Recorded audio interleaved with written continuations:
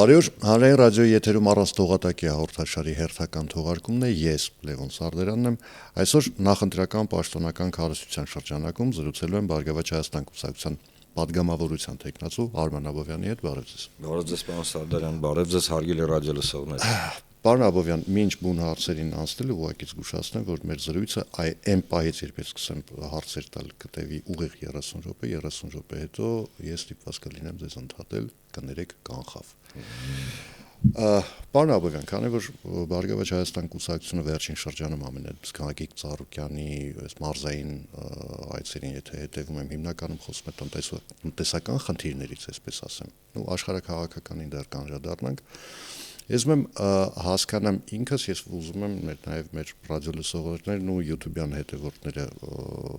իրենք էլ հասկանան, տնտեսական ինչ մոդել է պատկերացնում Բարգավաճ Հայաստան կուսակցությունը, եթե վաղը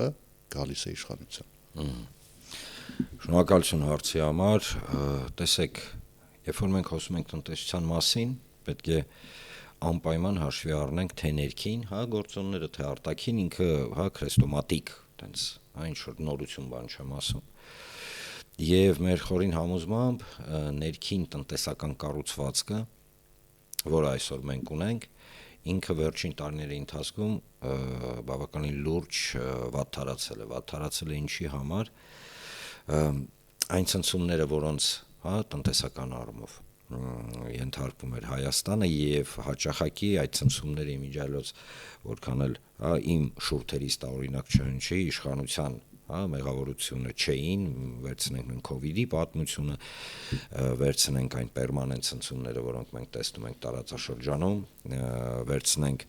արևելք-արևմուտք բախումները, որոնք օբյեկտիվորեն տնտեսության վրա ազդեցին, իմիջիայլոց թե դրական, թե բացասական առումով, իրենք թույլ չտվեցին Հայաստանի Հանրապետության տնտեսությանը հեռանկարային առումով ապահովագրել իրեն, օրինակ բացասական տենդենսներից, բացատրեմ խնդիրը ինչումն է։ Տեսեք, առաջինը սեգմենտացնենք տնտեսությունը, ինչ ենք մենք հասկանում տնտեսություն ասելով։ Դա գյուղատնտեսությունն է, դա խոշոր բիզնեսն է, դա մանր բիզնեսն է եւ փոքր բիզնեսն է։ Մանր, միկրոբիզնես, որ ասում են։ Երբ որ մենք նայում ենք ծրագրերին, որոնք իրականացնում է կամ փորձում էր իրականացնել, կամ հայտարարում էր այդ ծրագրերի մասին իշխանությունը, մենք հստակ տեսնում ենք, որ կա ուղիղ անհամապատասխանը, օրինակ, ենթադրենք գյուղվարկեր էին տրվում, դրա հետ մեկտեղ առաջ էր մղվում, օրինակ, մանր եւ միջին բիզնեսի հարկային բեռի կտրուկ ավելացումը։ Մի կողմից մի sense ռուսերեն արտահայտություն կա, կնուտայի պրյանիկը, մի կողմից պրյանիկ էր տրվում, օրինակ նույն այդ սուբսիդավորման, մտրակի եւ բլիթիկա։ Այո։ Մյուս կողմից շեշտակի աճում էր հարկային բեռը, բացի շեշտակի հարկային բեռի աճումից շատ լուրջ բացասական դեր խաղաց նաև քրեականացումը տնտեսական, հարկային ավելի ճիշտ պարտավորությունները ոչ պատշաճ կատարելու համար, հաշվի չառնելով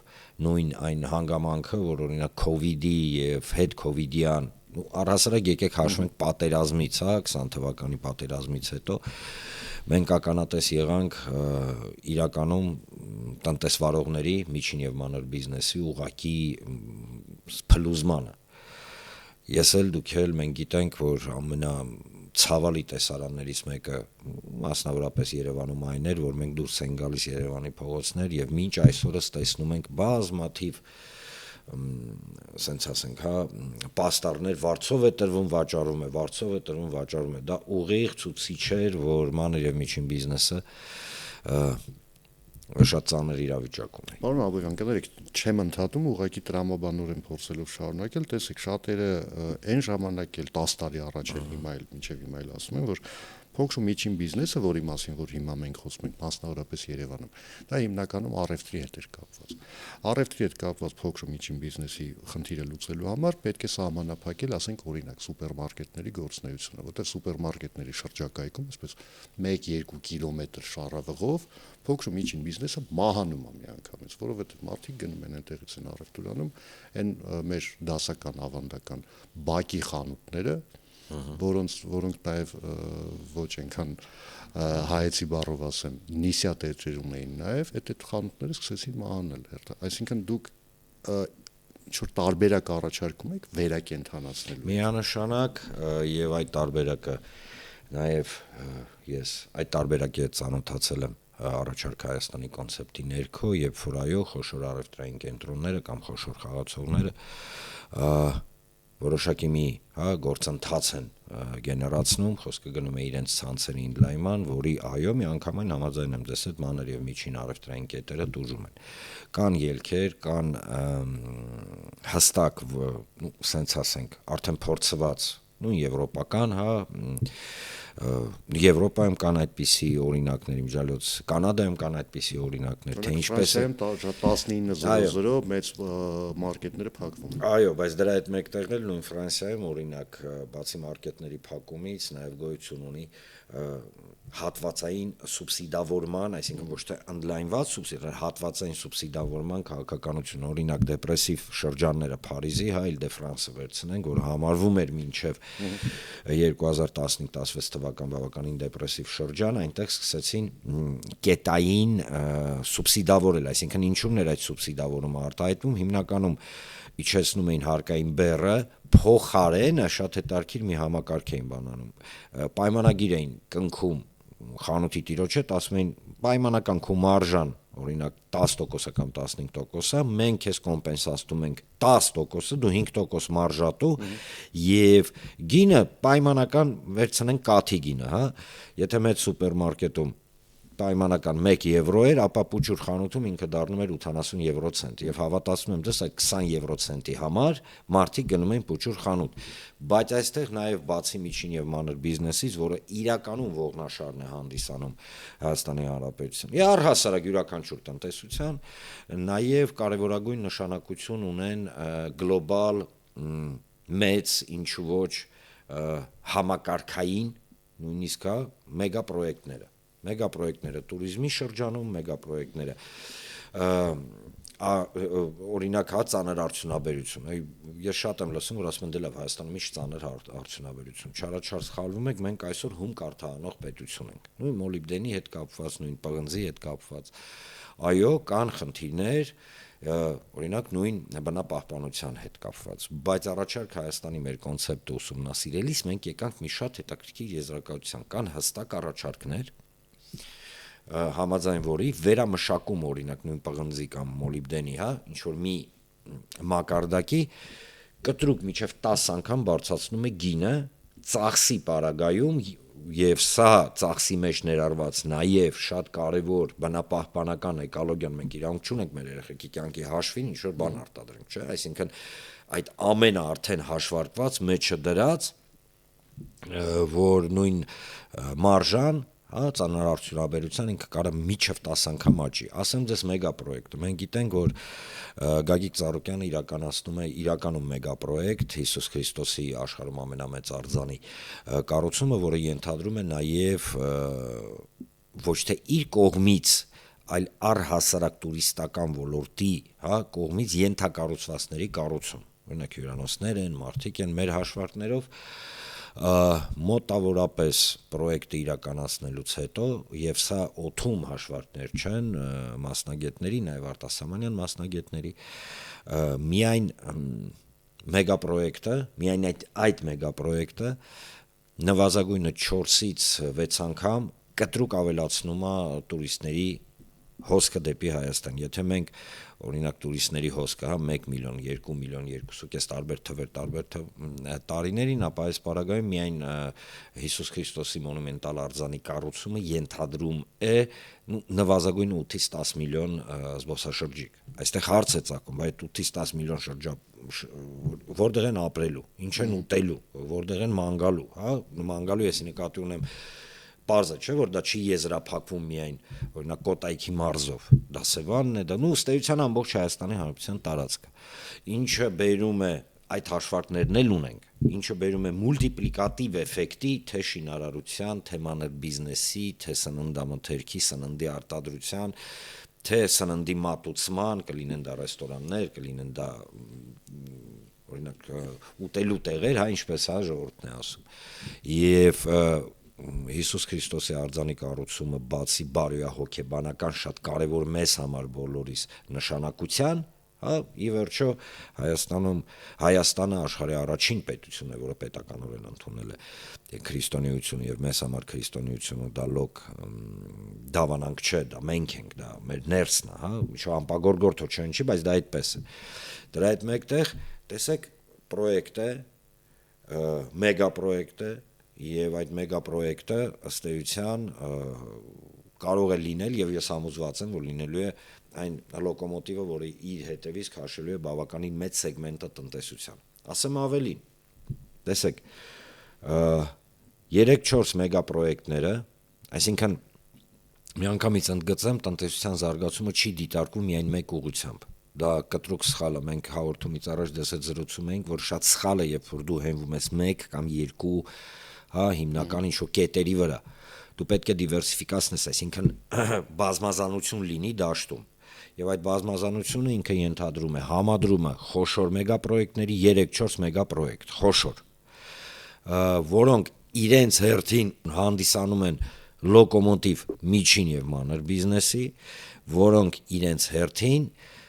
դիվերսիֆիկացնում են տնտեսական պատկերը, երբ որ քո ներքին տնտեսական գործընթացները եւ ներքին տնտեսական պատկերը կապված չի 1 կամ 2 գործոնների հետ։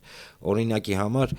մենք գիտենք, որ 2022 թվականին, երբ որ Ռուսաստանը սկսեց հատուկ ռազմական գործողությունները Ուկրաինայում եւ բավականին մեծ, հա, ճնշում գնաց տնտեսական առումով սանկցիոն ճնշումը եւ այլն, Հայաստանը այս պարագայում բավականին կարճ ժամանակում կարողացավ օրինակ իր առևտրատնտեսային փոխհարաբերությունները Ռուսաստանի հետ շեշտակի ավելացնել մինչև նույնիսկ 14-ից 16 միլիարդ դոլարի։ Դա ահռելի թիվ է մեզ համար հաշվի առնելով մեր բյուջեն, հա, այսինքն բյուջեի կրկնապատկում։ Շատ կարճ ձևեցի միջայլոց, այնտեղ հայտնի է։ Այո, հենց հիմա մոտավորապես 7-7.5 միլիարդ ավելի քիչ է իջել։ Եվ այստեղ կրկին կան օբյեկտիվ եւ սուբյեկտիվ պատճառ։ Ռուսաստանում իջել է օբյեկտիվ։ Չէ, դա չի խնդիրը, իրանք պարզապես այլ եղանակներ են գտել, ավելի էժան, ավելի արդյունավետ։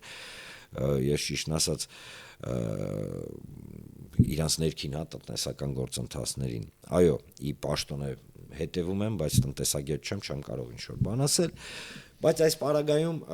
օբյեկտիվորեն երևում էր արդեն 22 թվականին եւ դրա մասին մենք աղաղակում էինք առայժմ 22 թվականին, որ Ժորժ ջան, քանզի այս պատուհանը բացվել է, մենք պետք է մաքսիմալ արդյունավետ օգտագործենք այս պատուհանը։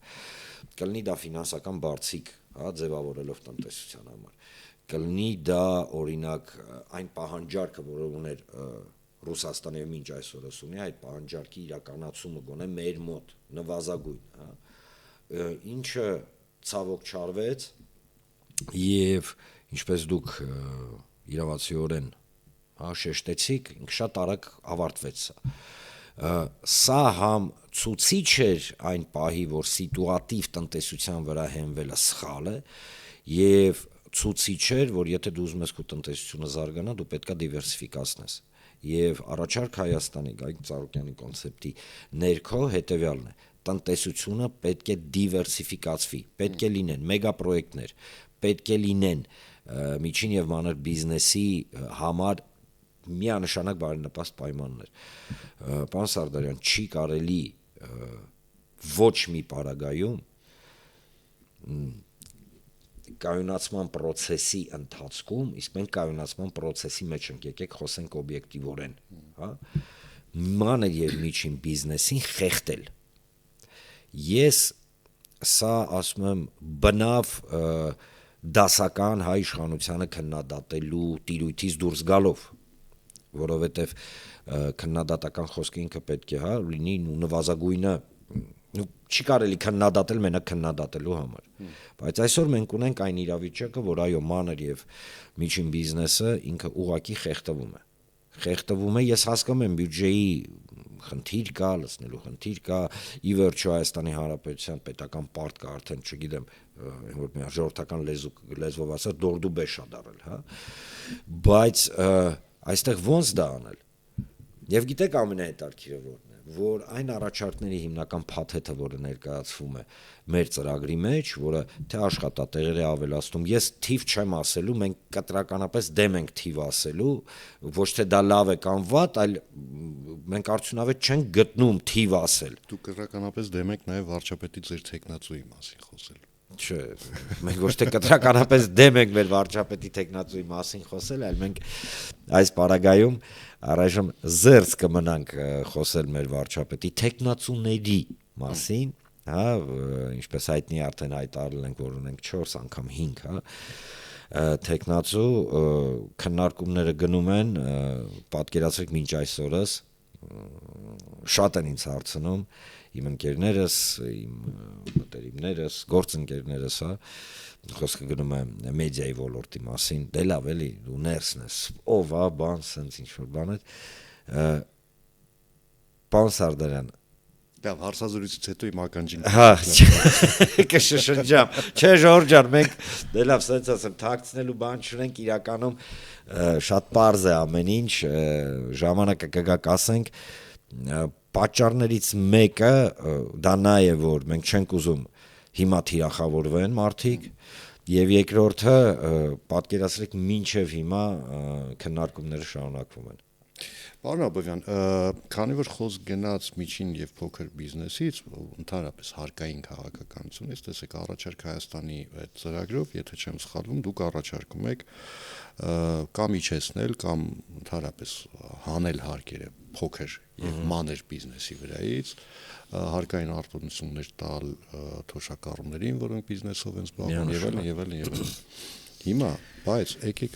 հասկանանք, որ չեմ ասում առյուծի բաժինը, բայց զգալի հատվածը պետական բյուջեի ձևավորվում է հենց այդ հարկային խմբերից, հա, այդ սեգմենտից է գալիս բյուջե։ Հիմա այդտեղ բաց առաջանալ, այդ բաց ինչով է դերացվել։ Տեսեք, շատ պարզ եւ սա կրկին թե մեր տնտեսագետների խումբը, պարոն Մելքոմյանի գլխավորությամբ, թե մարդիկ, ովքեր մասնակցում են, հասարակ մեր քաղաքացիները, նույնիսկ ես համոզված եմ հիմա այն մարդիկ, ովքեր մեզ լսում են, կան մարդիկ, ովքեր մասնակցում են տնտեսական բլոկը ձևավորելուց, շատ հետարքիր արգումենտ են առաջ բերում, ասում են, տեսեք, երբ որ դու անում ես հարկը, բիզնեսը սկսում է զարգանալ, այսինքն սկսում է գումարային ապարոտը պտտվել, որը այս կամ այն առումով ոչ թե միջին եւ մանր բիզնեսից է մտնում օրինակ նույն բյուջե, այլ զուտ իր շրջանառությունից ձևավորում է ու պայմանական եթե վերցնենք, sense մի բան կա, չէ, որ կաթով օրինակ դույլը դնում ես, վերևա այդ սլիվկիները հավաքված, չէ։ Հիմա կա մի տարբերակ, կարաս այդ սլիվկիները հավաքես, կարաս խառնես, որ ավելի համով այդ կաթը լինի։ Մենք առաջարկում ենք խառնել եւ այդ ընդհանուր գումարը, որը պետք է գնար բյուջե, ինքը այս կամ այն առումով մեկը բյուջե գնում է։ Այսինքն այնպես չի, որ օրինակ դու ասում ես ես միջին մանր բիզնեսի։ Այսինքն ըստ էության դուք առաջարկում եք, որ եթե հիմա 3 պայմանական բիզնես վճարում է 1000 դրամ, այնպես անել, որ 13-ը վճարեն ավելի քչով, բայց ասենք այդ տարբերակը նույն գումարը ինքը մտնում է։ Այո, այդ նույն գումարը մտնում է, ասեմ ձեզ ավելին, այստեղ ոչ թե 1000 դրամ է մտնելու, այստեղ մտնելու է 5-6-7000, բայց բաշխվածությունը եւ լավ առումով լղոզվածությունը ֆինանսավարկային սենց ասենք պատասխանատվության, հա, որը կներեք են պուճուրիկ կարկանդակ վաճառող տատիի վրա չի այդ հիմնական, հա, բեռը, այլ ինքը ընդհանուր դաշտով սկսում է բաշխվել, ինքը բերում է այն մուլտիպլիկատիվ կրկին էֆեկտի, հա, որին մենք ականատես ենք։ Ես կարծում եմ, որ տնտեսական բլոկի հետ կապված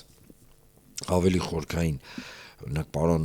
Միքայել Մելքոմյանը կխոսի, եթե ժամանակ ունենաք իհարկե հրավիրեք։ Այդ արդեն ընտրություններից հետո, որովհետև հավասարության կանոնը պահել։ Հա, չէ, համենայն դեպս ասեմ հետեւյալը, այն քաղաքականությունը, որը այսօր վարվում է միջին եւ մանր բիզնեսի, առհասարակ տնտեսության ներքո, հա, ինքը զարգացման քաղաքականություն չէ, ինքը սիտուատիվ մի երկու կոպեկ պոկենքեր են, հա, եւ դրանով փորձեն ինչ-որ բյուջետային պարտավորություններ կատարել, գիտեք դա ինչի նման է։ Մի հին հռոմեական պատմություն կա, երբ որ մի կեսարներից մեկը փորձում էր իր, եթե չեմ սխալվում, ամենասիրած ինքը ձի ուներ եւ ամեն օր տես կրճատում էր ձիու սնունդը ու ասում էր ինքը կսովորի եւ վերջում ասենց մի խոտեր մի կտորիկ խոտեր տալի օրական դե բարձա որ ձին սատկեց, հա, չհասկացնելով ոչ մի պարագայում անալոգիաներ, մեր մոտ մի քիչ նման իրավիճակ է, բարձրացնելով ճնշումը մանր եւ միջին բիզնեսի վրա, հա, դրանով ոչնչացվում է հենքը, համաձայն որի դու ապագայում ավելի շատ կարեիր հարկեիր, ու պայմանական իրանք ավելի շատ գտնեն, որովհետեւ հարուստ ճակերտներում հարուստ կամ ուղակի հարուստ մանր եւ միջին բիզնեսը սա տրամաբանություն է, ինքը ավելի շատ ապառոտ է ապահովում, ինքը ավելի շատ հարկային վճարումներ անում բյուջե, հետեւաբար ավելի շատ եւ ավելի մեծ է դառնում բյուջեն, սա ուղակի տրամաբանություն է, չի կարելի քերել մարդկանցից վերջինը ի վերջո էլի։ Պարոն Աբովյան, ուղղություններից մեկը տնտեսության, որը ավանդականորեն ձեր ներկայացրած քաղաքական ուժի ուշադրության կենտրոնում է գյուղատնտեսությունն է, որտեղ քանի որ անալոգիան դուք բերեցիք հին Հռոմի հետ, որոշ դեպքերում հին Հռոմից այսքող ոչինչ չի փոխվել այդ ոլորտում։ Հիմա դուք ինչ եք առաջարկում գյուղատնտեսության համար, որտեղ դուք ասում եք սուբսիդավորել, անընդհատ պարտադիր պայմաններ, այս բաները անել, բայց այնքան էլ հասկանալի չի, թե այդ հսկայական միջոցները, որոնք ուղղվելու են գյուղատնտեսություն, ինչպես են վերադառնալու։ Տեսեք, գյուղատնտեսության հետ կապված շատ ցայտուն ուղիղ օրինակ կարող եմ բերել, որը կարծում եմ ամենալավն է, հա, պատասխանում ձեր հնչեցրած հարցին։ Այնա Գեղարքունիքի մարզ։ Գեղարքունիքի մարզը խնդիր ունի իրացնել այն արտադրանքը կամ այն, հա, մթերքը, գյուղմթերքը, որը արտադրում է գազար, կարտոֆիլ եւ այլն։ Հիմա, հա, կաղամբ, չթվարկեմ։ Թերևս 1 տարի առաջ գյուղացիները դիմել էին Գագիկ Ծառուկյանին մի առաջարկով, ասացին, տեսեք, իրացման խնդիրը ինքը կախված է նաեւ մթերքի պահպանության խնդրի հետ։ Խնդրում ենք եւ դիմեցին, որ կառուցվի մեծ սառնարային տնտեսություն։ Գագիկ Ծառուկյանը կառուցեց մեծ սառնարային տնտեսություն, Multi-Agro։ Եվ այդ սառնարային տնտեսության, հա, պարագայում գյուղատնտեսական արտադրանք, ապրանք, գյուղմթերք տվող բավականին մեծ քանակի գյուղեր Գեղարքունիքի մարզում լուծեցին իրենց խնդիրը։ Այսինքն ապրանքը, որը, չէ, մենք հասկանում ենք, չէ, օրինակ ձմեռը կարտոֆիլը ավելի թանկ է, քան պայմանական սեզոնին։ Եվ ապահովեց ներքին սպառումը ամբողջ տարվա ընթացքում, այսինքն խնդիրը շատ ուղիղ լուծվեց։ Ասեմ ձեզ ավելին, առաջարկները գյուղատնտեսության հետ կապված 99.9% առաջարկ Հայաստանում ներգրավված առաջարկությունները արել են գյուղացիները։ Երկրորդը վերամշակում, երրորդը նույն սերմերի որակի հետ կապված խնդիրը, որը մշտապես կանգնած է, չորրորդը գյուղատնտեսության նախարարություն։ Մենք ապրում ենք մի աբսուրդային իրավիճակում, երբ որ գյուղատնտեսությունը լինելով, եկեք ճիշտը խոսենք, Հայաստանի Հանրապետության ողնաշարի, հա, ամենակարևոր ողերից մեկը, եթե ոչ ամենակարևոր, այսօր չունի ուղիղ պետության կողմից դելեգացված, հա, կառույց, խոսքը գնում է գյուղատնտեսության նախարարության մասին, որը առավոտից երեկո պետք է զբաղվեր այս հարցերով։ Չունի։ Այո, պետք է վերականգնվի միանշանակ այն կառույցը, որը կամ միգուցե 0-ից ստեղծվի, հա, սա արդեն քննարկելու առարկա է, որը պատասխանատու է գյուղատնտեսության բնականոն աշխատանքի համար։ Գյուղատնտեսությունը միանշանակ չի կարող լինել ինչպես եղել էր նախկինում, այսինքն մենք տեսնում ենք տեխնոլոգիաներ են զարգանում, մենք տեսնում ենք բավականին լուրջ, ասենք ասենք, բացի տեխնոլոգիաներից, սա կառավարման որոշակի համակարգեր են դրվում նույն գյուղատնտեսության մեջ, եւ Հայաստանի Հանրապետության գյուղացին կապ չունի շրջանից։ Ինքը պատկերացրեք ինձանից եւ ձեզանից ավելի լավ է տեղեկացված եւ ավելի լավ է պատրաստված այդ ամբողջ համակարգերը ներդնելու։ Ստեղ խնդիրը հետեւյալն է. այդ համակարգերը թանկ են, այսինքն պետությունը միանշանակ պետք է աջակցի։ Այդ համակարգերը չպետք է հարկվեն եւ C այդ համակարգերը, որոնք պետք է ներդրվեն, խոսքը գնում է գյուղատնտեսության կառավարման համակարգերի մասին, իրենք պետք է առաջին հերթին ուղղված լինեն ոչ թե ներողություն այս արտահայտության համար բյուջե լցնելու, այլ գյուղատնտեսության մեջ տնտեսվարողի գյուղացու համար առավել բարենպաստ պայմաններ ստեղծելու։ Ես մի օրինակ բերեմ, վերցնենք Կարճախբյուր գյուղը, հա? Կարճախբյուր գյուղը, մարդիկ զբաղվում են գյուղատնտեսությամբ, մարդիկ աշխատում են, բայց մտնում ես գյուղամեջ, մազերը բիզբիզ է կանգնում, գիտեք ինչի։ Որովհետև գյուղի կեսի ճանապարհները չկան։ Օրինակ մարդ պետք է, չգիտեմ, անասունը պայլու համար խոտը հասցնի միջև։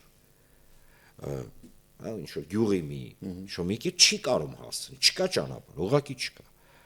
Հետևաբար տեսեք շատ պարզ օրինակ, օրինակ ինքը կարող պայր 5 հատ կով։ Չի կարող այդ մարդը խոտը բերի այդ 5 հատ կովին, պայ ու չկա ճանապարհ։ Եթե ճանապարհ լիներ, ինքը կպայր 5 հատ կով։ Հետևաբար 5 հատ կովը 5 անգամ ավել կատ կտային։ Եվ սա ես չեմ ասում, sense գյուղացիներն են ասում։ Այլ օրինակ վերցնենք Սյունիքի մարզ։ Սյունիքի մարզում բազմաթիվ խնդիրներ են առաջանում կապված նույն օրինակ կաթի իրացման հետ։ Մի աբսուրդային իրավիճակի են գալի հասնում, երբ որ հա, ասես պայմանական իհարկե շաքերտներում, բայց ջուրը կաթից թանկ է գալիս։ Ես կրկնեմ շաքերտներում։ Բա այտենց ոնց պետք է լինի։ Հասկանում եք, այս ամենը չի նշանակում, որ վաղը մենք ասենց հա, տես պարաշուտով իջանք ու մի անգամից տես դրախ, բոլորը ուրախ, զվարճ, չաղ ու բախտավոր սկսում են ապրել։ Ոչ։ Սա մեր ծրագրում ամրագրված է հետևյալ սկզբունքը։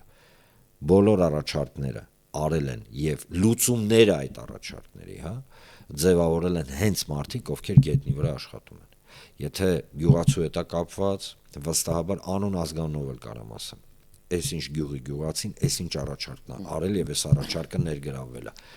Ով ավելի լավ գիտի պարոն Սարդարյան գյուղի խնդիրներից կամ միջին եւ մանր բիզնեսի խնդիրներից։ Միջին եւ մանր բիզնեսով զբաղվողը գյուղացին, չէ, որ այդ գյուղի հարցերով է զբաղվում։ Եվ սա էր ամենակարևոր սկզբունքը, որը մենք պարոն Ծառուկյանը որպես հիմք դրեց առաջարկ Հայաստանի մեջ։ Պարոն Աբովյան, քան խիստ ժամանակակ ժամանակ էլի մի թեմա կա արդեն արտաքին քաղաքականության հետ կապված Բարգավաճ Հայաստանը, այսպես ավանդաբար պրոռուսական կողմնորոշում ունեցող քաղաքական ուժ է համարվում եւ ներկայացվում է այդպես։